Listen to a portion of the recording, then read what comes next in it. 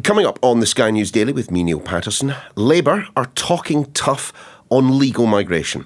After a disastrous set of local elections, what on earth could have led Labour into talking reforms language? The first 100 days might be over, but President Trump is showing no signs of slowing down. America will soon be greater than ever before. So we're continuing to follow every twist and turn of this remarkable presidency. And trying to make sense of what it all means for the US and for the rest of the world. So join me, James Matthews. Me, Malta Kellner. And me, Mark Stone. For Sky News Trump 100, wherever you get your podcasts. Another week, another major announcement from the government and potentially a pretty significant change in direction. So Keir Starmer has set out his plans for major reform of immigration, toughening things up to bring the numbers down. The Prime Minister maintained this wasn't a reset, let alone a U-turn. But the policy he announced, even the language he used, well look, you have a listen and tell me if something hasn't changed in Team Labour. We will finally honour what take back control meant and begin to choose who comes here so that migration works for our national interest. Our Deputy Political Editor, Sam Coates, is back on the Daily. Good to see you, mate. So, Keir Starmer's been talking migration. What's he been saying? Keir Starmer has presented his white paper on immigration. This is a document that's been, I suppose, nearly a year in formation, and it's his government's first big attempt to deal with legal migration. You might remember that we heard last year that the numbers coming in basically 18 months ago almost hit 1 million. They reduced to about 700,000 in the sort of last year.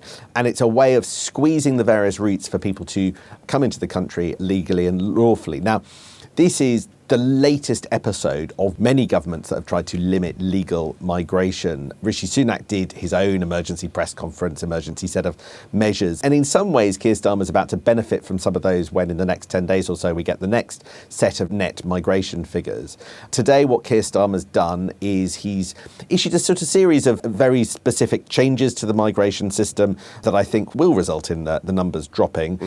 They include things like banning new care workers from coming from overseas, so basically blocking that visa route, allowing skilled workers only with degrees to come in, increasing the English language requirements approximately to A-level standard, less if you're a dependent, requiring you to rate 10 rather than 5 years from being here before you can apply for permanent settlement, and to make it harder for people who are being removed to use that family right in order to avoid removal. So a sort of suite of changes there. Those are the kind of policy changes. He's also making a big political argument about how things have changed, which is he is now rejecting something that we were told was a cornerstone of British political argument from the main parties for years and years, which is that higher migration leads to growth. And he says that he accepts is no longer the case. He says the last few years, which have seen such high levels of migration without any big and commensurate increase in growth, show that link does not exist in a way that previous politicians would have argued that it does. Sam, 2 words for you. Promises, promises. We've been here before. We've had politicians say this stuff before. Indeed, those politicians actually told us what they would be bringing net migration down to. Keir Starmer can't do that. No, very specifically, there is no numerical target. Now, in a rather sensational story in The Times on Saturday, Matt Dathan, one of the Times journalists, claimed that people around Keir Starmer were targeting 250,000 net arrivals a year. He also reported that the Home Office thinks that we're going to get nothing like that, and it's still going to be upwards of 500,000, even by the end of the Parliament. Funnily enough, when Keir Starmer stood up before us at the press conference at 8:30 this morning, and nothing screams emergency press conference like a very early start like that, Neil. Essentially, there were no numbers to be put on the table. All Keir Starmer would give away was that he was promising a substantial reduction in migration numbers by the end of the Parliament. Define substantial. He also said he would do more if he needed to do more. OK, define the circumstances in which Keir Starmer will need to go further. Well, I think if the public think that it hasn't been solved, I mean, he's leaving himself some wiggle room. But what he doesn't know is the extent to which the previous changes introduced by Rishi Sunak, curbs to, for instance, the student visa route, will have made.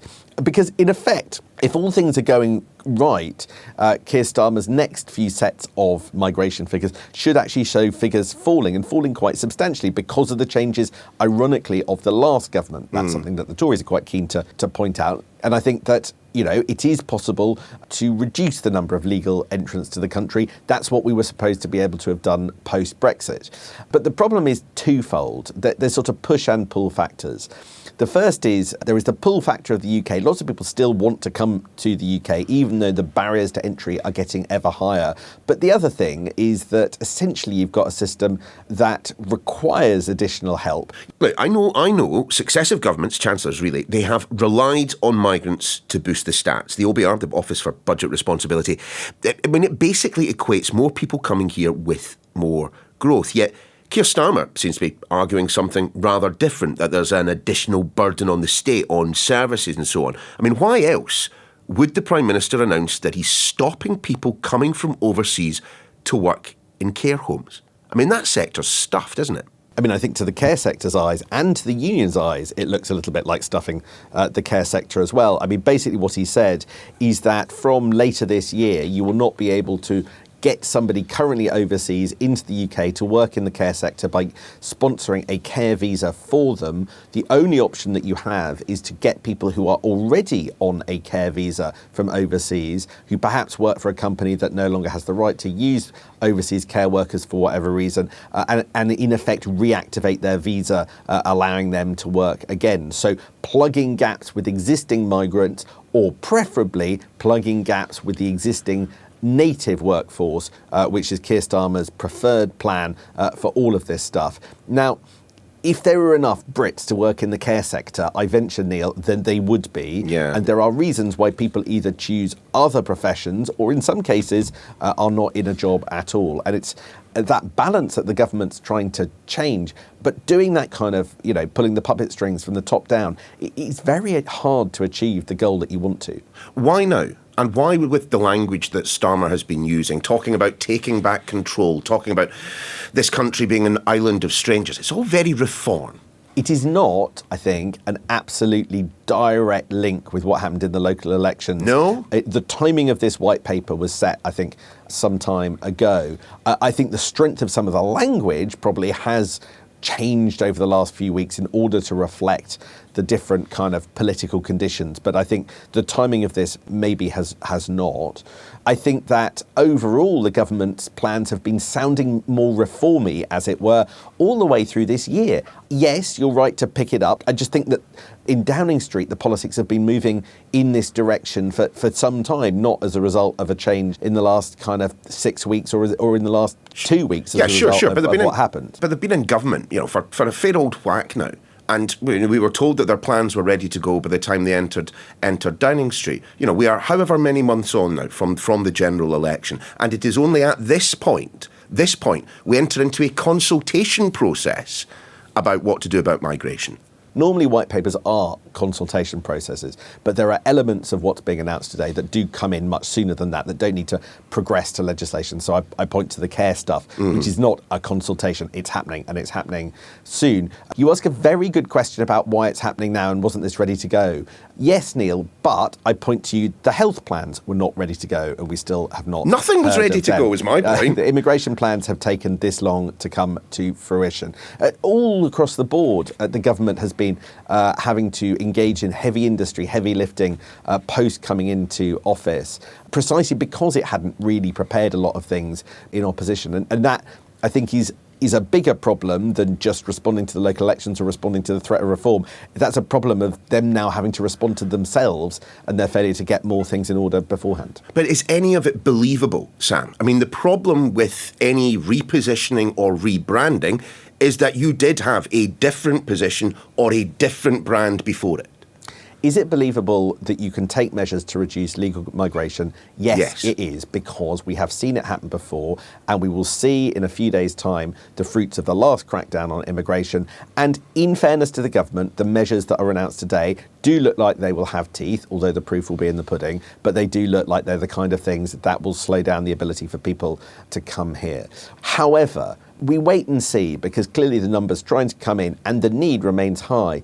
One of the questions I've been asking today is, if the Treasury is still incentivised to try and get more people in the country because it provides an immediate hit to growth in the numbers, in a sort of artificial way, it's in the numbers only, it's not necessarily the case overall, then won't we always end up back in the trap of, Rachel Reeves facing a problem with her headroom, possibly breaking her fiscal rules, needing that kind of temporary dopamine hit of more people coming in and then, or at least advocating that position?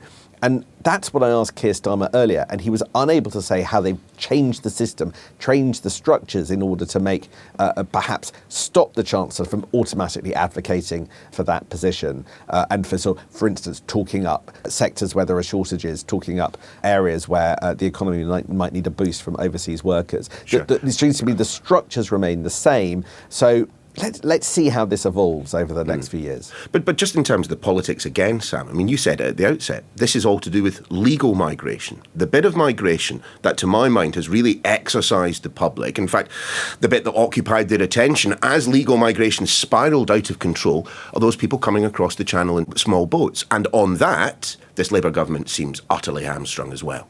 Well, let's see where we are by the end of the week. I was told by Downing Street this morning that legal migration was the topic today, and by the end of the week, when the Prime Minister goes effectively a day early to a summit in Albania with other EU leaders, that there will be more to say on the subject of illegal migration. The biggie there is whether or not they've managed to nail down something on what's known in the jargon as offshore processing. In other words, finding a third country where people can be removed to while their application is being dealt with by... Not Rwanda. Not Rwanda. That fell foul of international law. Just some other country somewhere then. But a different country, that is a bit more under international legal aegis and negotiated with, it's a sort of negotiated agreement with lots of other states. Let's see where that gets to and whether we hear anything on that. I actually think that at the moment they might not be able to get something like that over the line, but let's wait and see next Thursday. Thanks, Sam. That's your lot for this edition of The Daily. We are back again tomorrow.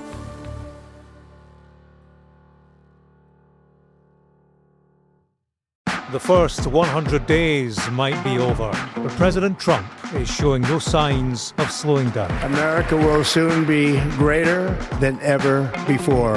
So we're continuing to follow every twist and turn of this remarkable presidency. And trying to make sense of what it all means for the US and for the rest of the world. So join me, James Matthews. Me, Malika Kellner. And me, Mark Stone. For Sky News Trump 100, wherever you get your podcasts.